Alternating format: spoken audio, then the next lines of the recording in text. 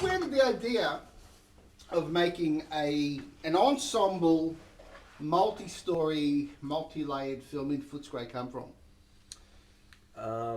Dame's head. Yeah, pretty much. What part of your head did it come from? Front lobe. Yeah, around there. Sort of travelled down there. I'm not sure. I think it's the kind of material that I would respond to in other people's films. Going, I like to hear human stories and border on sort of almost reality situations rather than, and I thought it was doable, and I love those kind of characters. Why Footscray? That's where I live. Yeah. So I thought, And it's also a very multicultural melting pot that's still there in Melbourne, and there's not a lot of that in suburbs around. So it was more vibrant to film there, and the background of the place is just great to make a film. Now, this is your first film as a director? Yes. And your first film as a writer? Yes. First feature film? Yeah. Why did you deliberately set out to make a first film that has a lot of narrative ambition to it, having so many characters and so many storylines being told in parallel? Well, once we developed the script, we raised the budget and everything ourselves. It was very independent, and we based it because the pawn shop was became a budget thing. If we film a lot of it within one location, and then we film the rest of it around the area, and if we just kept all these characters contained within this one area, it was helped with the budget, the constraints of the piece, making the piece as well. Definitely. And where did the character of the pawnbroker come from? Because that is quite a bizarre, complicated guy who can be nice and nasty within about 5 minutes. Well, yeah, I think He's a pragmatist. Yeah. Is someone you don't want to mess with, but he's also someone who will hand out a free pass if they need. He loves the underdog. He helps out. He loves that, and he hates a lot of other things in life. Yeah. I think that he's very human, in the sense that a lot of men in particular are capable of doing that. His relationship with Danny is probably not heavy on verbiage, but through action, he's capable of saying, I love you, mate, I care about you, have a watch, have a cup of tea. I've got a watch that I've just stolen from someone I've kicked the out of. It's a watch. That's a remarkable sequence, the guy with the watch, as we shall refer to it. Yes. It has a very violent element in it. Where does something like that come from as filmmakers, and how does it function in a film like this?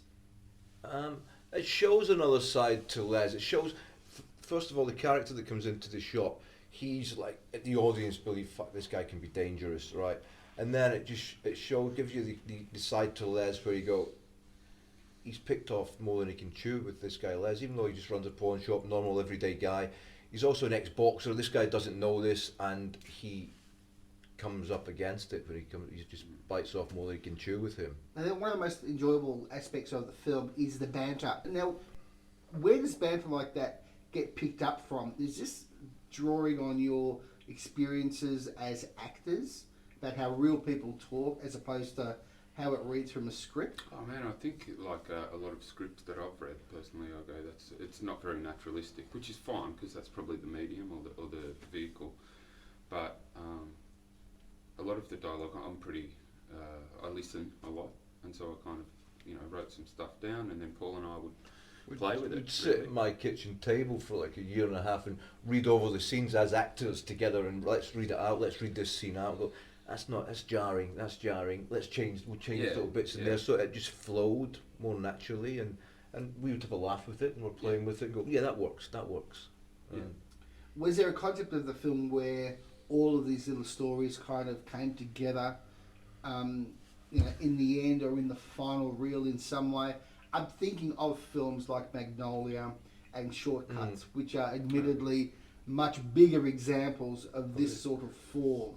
Did you think of bringing it all together in some sort of way, or were we happy to kind of have them go their own separate ways. Because some of the stories are resolved, And some aren't. and some aren't. Yeah. Well, Yeah. I hate it when everything's resolved in a film. I like people to make up their own opinions and minds about, I wonder what happened there. And it's more interesting if an audience walks out and says, I wonder what happened at the end of their day, you know, and that's interesting, I feel, more so than just definitely. everything having a full stop at the end of it. Now, can you tell me a bit about the production of the film, how long it took to make, and how you raised the money? We raised the money through the generosity of other people, so it's completely independent. It's totally crowdfunded, this film. No, it wasn't no, crowdfunded. no. It was, We crowdfunded about $12,000, Mm-hmm. but the rest, I mean, the budget was over $500,000 in the end. yeah. So the rest was through the generosity of people. We went out and was begging. And we got a post-production company, a lovely guy, our EP, Ian Kirk, who kind of, we'd raised the money to shoot the film, but obviously that's a small part compared to grading, editing, Sound, score, music copyright. So he came in at the end and said, "You guys make the film, and I'll give you the money for all your post-production costs." At the end of it. Now, both you guys are best known as actors. I'm very keen to know what you'd like this film to do for you. Personally, I would love people to see the work and to see those characters, because to me that sort of is representative of Australia where I live, and I think it's beautiful. But then, I don't know, on a bigger picture, I hope that maybe some kid sees it, that's sitting there going, maybe I could make films, and he goes out and makes a film. You know, the same way that I watched other people's films and went, fuck, that's what I want to do with my life. You know? I want it first of all to get an audience in Australia, which it can be difficult for films in Australia at this period in time. I think it's good enough to get out there and get an audience and find its audience and people to like it. And I also want it to get our investors their money back, and also be a bit of a calling card for our company to make more. More films or more commercials, more anything? More film. More film, okay. Yeah. And how does having it in a festival help? Well, there's an audience straight away at a festival, isn't there? There's an audience, an instant audience. And the film sold out in 4 or 5 days. You know, it was the fastest selling film at MIF, Australian film. And so that's a plus straight away. And we'll also get into CineFest as one of the 5 films in competition there to win the $100,000 prize, which would be nice. And so, and the festival circuit's now attracting other festivals who are coming to us now saying, would you consider putting your film into our festival? Which then, so you start getting a little audience throughout the world with it and people talking about it, and that helps, you know, and it would help for distribution in this country as well. But the fact you guys made a feature film in Australia, I reckon is an achievement in itself. you should automatically get like a ribbon or something just for doing it. It's been a slog, man. It's been it's been a beautiful hard slog. It's been a beautiful hard slog, but it's been tough at times, man.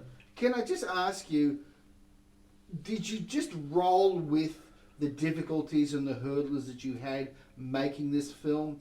Or is it more difficult than it needs to be to make a feature film, even a low-budget feature film in this country? Well, if it's your first film, it's difficult because you can't get any funding from any screen bodies. They make it impossible for that. So, because we didn't fit any criteria to get any money, so that you're up against that straight away. But everything else, once we got the money together, we were a good team, and we anything we came across, we would always get over it, because we were so committed to having a finished product at the end of it, and we got there.